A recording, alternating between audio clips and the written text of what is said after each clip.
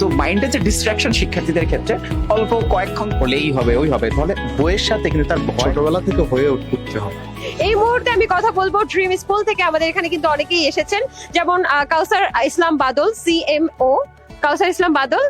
জি ভাইয়ার কাছে চলে যাই। ভাইয়া ভালো আছেন আপনি? আলহামদুলিল্লাহ ভালো আছি। জি, আপনারা তো আসলে যতটুকু জানি যে স্কুল নিয়ে কাজ করছেন এবং স্কুলের বাচ্চাদের শিক্ষার্থীদেরকে নিয়ে কাজ করছেন। আপনাদের ওখানে ড্রিম স্কুলে কত থেকে কত পর্যন্ত আছে শ্রেণী?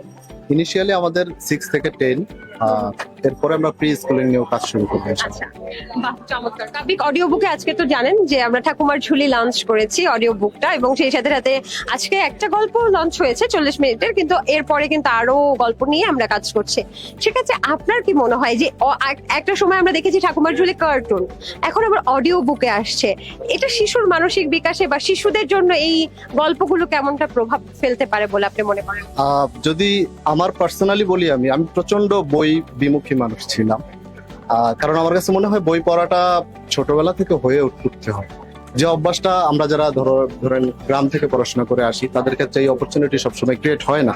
এটা এনভায়রনমেন্ট বলেন বা যে কোনো কিছু হতে পারে। তো সেক্ষেত্রে হ্যাঁ, যেটা বললো যে মায়ের কোলে শোনা গল্পটা আমাদের যেভাবে আমরা ক্যাচ করতে পারি, বই পড়ে ছোটবেলা থেকে অভ্যাসটা সবসময় করা যায় না। সো কাব্যিক এই জায়গায় একটা এডিশন তারা করতেছে। সেক্ষেত্রে হচ্ছে গল্পটা যদি আমরা সবসময় মায়ের কোল থেকে না শুনেও এই যে বইটা আমি পড়ার অপরচুনিটি নাই, সেটা আমি শুনতে পাই, তাহলে ওই বই পড়ার অভ্যাসটা বা পড়াশোনার যে কম্বিনেশনটা, এইটা ছোটবেলা থেকে হয়ে উঠবে। তো আমার কাছে মনে হয় এই জায়গাটা থেকে কাব্যিক খুব দারুণ একটা কাজ করতেছে। বাহ, চমৎকার, আপনাকে অসংখ্য ধন্যবাদ। এবং এই মুহূর্তে আমি কথা বলতে চাচ্ছি ড্রিম স্কুলের পারভেজ আহমেদ, COO। আমি একটু জিজ্ঞেস করতে চাচ্ছি, আপনারা শিশুদেরকে নিয়ে কাজ করছেন। শিশুরা সাধারণত আমরা জানি যে ছোটবেলা থেকে এখন বইয়ের বোঝা এত দেয়া হয় কারিকুলামে যে একেবারে ব্যাগ ভর্তি বই নিয়ে শিশুরা স্কুলে যাচ্ছে। তারপর আসলে কোনোটাই মনে হচ্ছে, মানে আমার ছোটবেলার কষ্টটা দুঃখটা হচ্ছে এটাই যে কোনোটাই পড়তে ভালো লাগতো না। এত বই কেন, এত মোটা বই আবার আমি পড়বো কি করে, আমার থেকে ওজন হচ্ছে আমার বইয়ের। তো এই বিষয়টাকে আপনি কিভাবে দেখেন, এবং এই যে বইগুলো যে কাব্যিক অডিও বুকে চলে আসছে, এই বিষয়টা আসলে শিশুর মানসিক বিকাশে বা পড়ার প্রতি কতটুকু অনুপ্রাণিত করবে?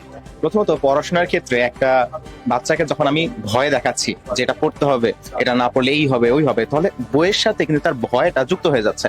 তো বই দেখলে তার মনের মধ্যে কোন আবেগটা আসবে? এখনো আমার আছে ভয়, ভয়ের আবেগটা আসবে। তো এটা যদি ছোটবেলা থেকে একবার গ্রো করে, তাহলে পরবর্তীতে পড়াশোনার সাথে সে ভয়টাকে এমন ভাবে রিলেট করবে যে তার পড়তে ভালো লাগবে না, এবং এমনটাই হওয়া স্বাভাবিক। এমন বর্তমানে তো আমরা এটাই দেখছি যে মানুষের যে তার বইয়ের ব্যাগের ওজনটা বেশি, ভয়কে যত বিমুখ করা যাবে, এখান থেকে সেপারেট করা যাবে, তত এটাই আসলে ভালো। এখন অডিও বুক এখানে কিভাবে কাজ করতে পারে? আমরা ছোটবেলা থেকেই যে আবেগের কথা বলছি, যে মা তার সন্তানকে গল্প শোনাচ্ছে, যে কানে শ্রবণের যে বিষয়টা আছে, যে কোনো একটা বইকে, যে কোনো একটা গল্পকে, যে এক দেশে ছিল এক রাজা, একটা রাজকুমারী ছিল, এই ধরনের গল্পগুলো শোনার মাধ্যমে তার ভেতরে কিন্তু ওইটার প্রতি একটা আলাদা আবেগ তৈরি হয় এবং ভালো লাগা কাজ করে। এখানে কিন্তু ভয়ের কোনো কিছু নাই, যদি না সে ভূতের গল্প শোনায়।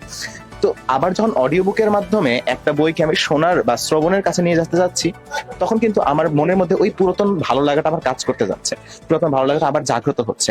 তাহলে ভয়কে যে সেপারেট করার যে আমাদের যে ইচ্ছাটা, যে ভয়কে আমি একটু আলাদা করি, সেজন্য ভয় না হয় পড়াশোনাকে, সেখানে বেশ ভালো একটা অগ্রগতি কিন্তু এখানে সম্ভব, যদি আমরা অডিও বুকের মাধ্যমে জিনিসটাকে তাদের কাছে রিলেট করাইতে পারি, তাদের কাছে পরিচিত করাইতে পারি।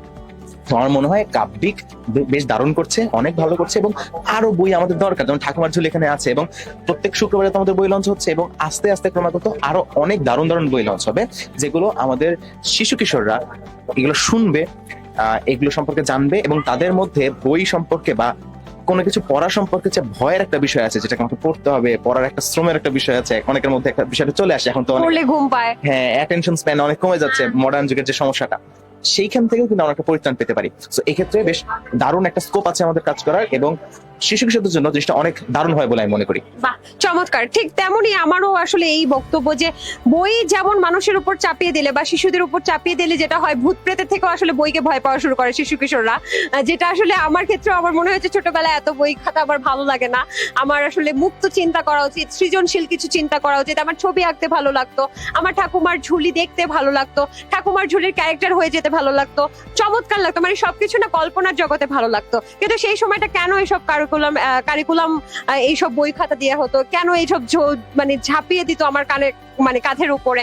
আপনার কি মনে হয় যে এই যে ঠাকুমার ঝুলি বা এই ধরনের রূপকথার গল্পগুলোর অডিও বুক যদি আসলে আরো বেশি পরিচিত হয়, সেক্ষেত্রে শিশুর আপনারা তো প্রথম থেকে নবম শ্রেণী পর্যন্ত কাজ করেন, এই শিশুগুলোর আসলে কি মানসিক বিকাশ এবং সৃজনশীলতার বিকাশ হবে কিনা?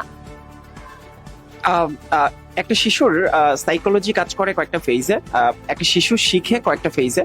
যেমন ক্লাস আমরা যদি 1 থেকে 6 বছর বয়সী বাচ্চাদের কথা বলি, তাহলে তারা যেইভাবে শিখে, 6 থেকে 13 বছর বয়সী বাচ্চারা শিখে একটু ভিন্নভাবে, বা 13-র পরে শিক্ষার্থীরা বা শিশুরা শিখে ভিন্নভাবে।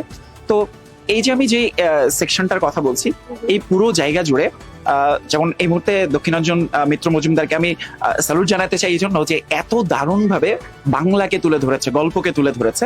তো সেখানে একটা লম্বা সময় পর্যন্ত শিক্ষার্থীদের মানসিক বিকাশে, শিক্ষার্থীদের আচার আচরণ সবকিছুকে পাকাপোক্ত করতে যে গল্পগুলো সব থেকে বেশি কাজ করেছে, সেটা হচ্ছে ঠাকুরমার ঝুলি। তো এই যে কাব্যিক অডিও বুকের কথা বলা হচ্ছে, এটা আমাদের কেমিস্ট্রি ভাষায় একটা সল্ট ব্রিজ।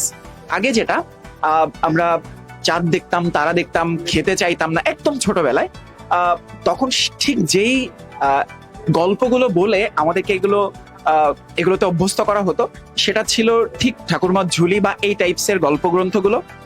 পরবর্তীতে এসে ঠিক আজকের ঠাকুরমার ঝুলি, আজকের সমস্ত গল্পের একটা বাস্তবিক রূপ, আপডেট রূপ হচ্ছে এই কাব্যিক। সো কাব্যিক আমার মনে হয় শুধু আমাদের লোক গল্প বা আমাদের সংস্কৃতিকেই বিকশিত করেছে তা নয়, এই যুগের শিশুরা কিভাবে বেড়ে উঠবে সেটার একটা জেন জি ভার্সনটাকে আসলে কাব্যিক অডিও বুক ইন্ট্রোডিউস করেছে।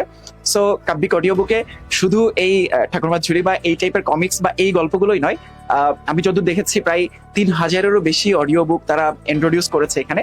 সো মাইন্ডের যে ডিস্ট্রাকশন শিক্ষার্থীদের ক্ষেত্রে, অল্প কয়েকক্ষণ তারা আসলে বই পড়তে পারে, বইয়ে মনোযোগ ধরে রাখতে পারে, সেখানে কাব্যিক অডিও বুক একটা biggest Discovery in our industry. আমার মনে হয় এই বিষয়ে আমরা সবাই একমত হতে পারবো। চমৎকার চমৎকার। এবং আজকে আসলে সবার সাথেই কথা বললাম, সবার সাথে একটাই কথা যে মোটামুটি সবার সারসংক্ষেপ এমন যে এই যে অডিও বুকগুলো, বিভিন্ন গল্পের, রূপকথার গল্পের এবং বিভিন্ন গল্পের বইয়ের যে অডিও বুকগুলো, এগুলো কিন্তু শিশুর যেমন মানসিক বিকাশ ঘটাচ্ছে, শিশুর বই ভীতি দূর করে শিশুকে কিন্তু নতুন একটা আপডেট ভার্সনে পড়ালেখার প্রতি আগ্রহী করছে, তেমনি কাল্পনিক যে ব্যাপারটা, অর্থাৎ এই যে কাল্পনিক চরিত্রগুলো যখন সংকলন করা হচ্ছে বা কাব্যিক অডিও বুকের মাধ্যমে অডিও শুনতে পাচ্ছে, তাতে কিন্তু তাদের সৃজনশীলতাও বাড়ছে।